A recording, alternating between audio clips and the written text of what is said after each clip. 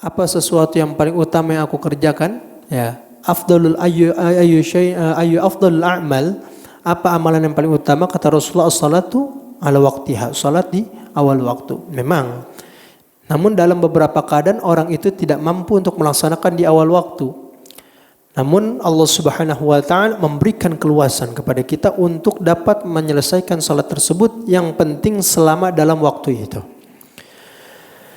Bal yajuzu ta'khiruha ila yabqa min al-waqti ma yas'uha, lakin illam yaf'alha fi awwal waqtiha yajibu 'alaihi al-'azmu 'ala fi'liha qabla khurujil waqti.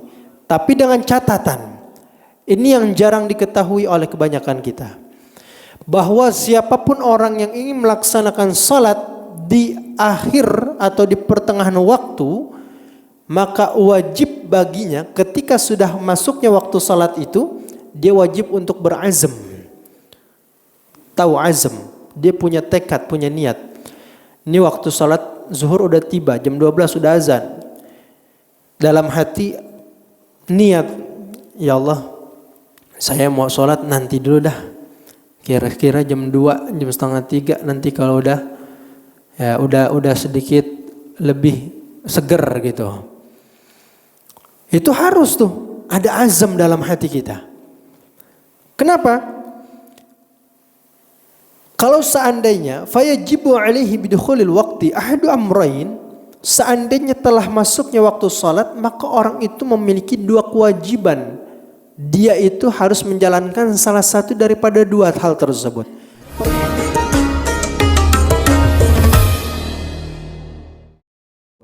Pertama, imma al-fi'lu, baik pertama dia untuk mengerjakan salat tersebut itu secara langsung, segera, au al-azmu alaihi fil waqti, yaitu yang kedua dia harus berazam, bertekad. Kalau andai kata dia nggak mau milih yang pertama, nggak mau sholat di awal waktu, maka dia punya pilihan untuk mentakhir sholat tersebut tapi dengan azam. Azam inilah yang seringkali dilupakan oleh orang. Ya sholat nanti jam 2, jam setengah 3, tapi dia nggak berazam, nggak ada tekad, nggak ada pikiran untuk apa melaksanakan sholat di waktu-waktu tersebut. Maka dikatakan fa illam yaf'al wa lam ya'zam athima, fa idza 'azima 'ala al-fi'li fihi wa lam yaf'al wa mata ma'a tisa'il waqti la yamutu 'asiyan. Orang kalau salat waktunya sudah masuk tapi dia ingin mentakhir salatnya, belum sempat azam, maka ketika di waktu itu dia meninggal dunia dan belum sempat mengerjakan salatnya, maka dia meninggal dalam keadaan berdosa. Kenapa? Karena dia meninggal dalam bermaksiat, belum melaksanakan salat, padahal ada waktu yang cukup untuk dia melakukan salat sebelum dia meninggal dunia.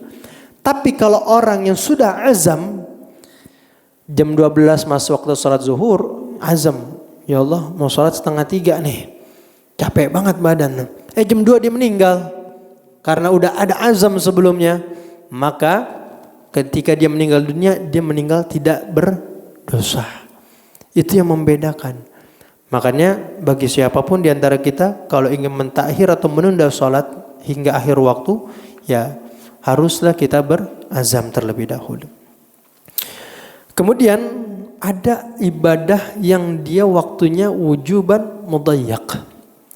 Wujuban mudayyak, wajib yang waktunya tapi sempit. Masawa waktuhu fi'lahu. Waktu sama pekerjaannya, pekerjaan ibadah itu setara. Maka bagi siapapun orang yang sudah mendapati waktu tersebut, dia tidak boleh menunda. Harus dikerjakan dari awal sehingga akhir waktu tersebut. Contohnya apa? Contohnya pelaksanaan ibadah puasa. Kan gak ada orang waktu subuh jam misalnya setengah 5, dia mulai puasanya jam 8. Ntar dulu dah, gue puasanya jam 8. Bukannya sama maghrib, ya nggak boleh. Itu wajib mudayyak. Wajib tersebut harus dilaksanakan berbarengan dengan waktunya. Dari awal sampai akhir. Waktunya puasa dari subuh sampai maghrib. Puasa milihnya jam 8, nggak boleh, nggak sah. Seperti itu. Wallahu a'lam bishawab. Untuk itu sebelum kita tutup kajian kita pada pagi hari ini, kita mohon kepada Allah Subhanahu wa taala mudah-mudahan Allah ampuni segala dosa dan kesalahan kita. Allah jadikan anak keturunan kita menjadi anak-anak saleh dan salehah, dan tentunya kita berharap agar Allah wafatkan kita dalam keadaan husnul khatimah. Al-Fatihah. أعوذ بالله من الشيطان الرجيم بسم الله الرحمن الرحيم الحمد لله رب العالمين الرحمن الرحيم مالك يوم الدين إياك نعبد وإياك نستعين اهدنا الصراط المستقيم صراط الذين أنعمت عليهم غير المغضوب عليهم ولا الضالين آمين يا الله رضا يا الله رضا والعفو عما قد مضى يا الله رضا يا الله رضا يا الله بالتوبة والقبول هداني يا الله وإياكم أجمعين ولعفو منكم السلام عليكم ورحمة الله وبركاته.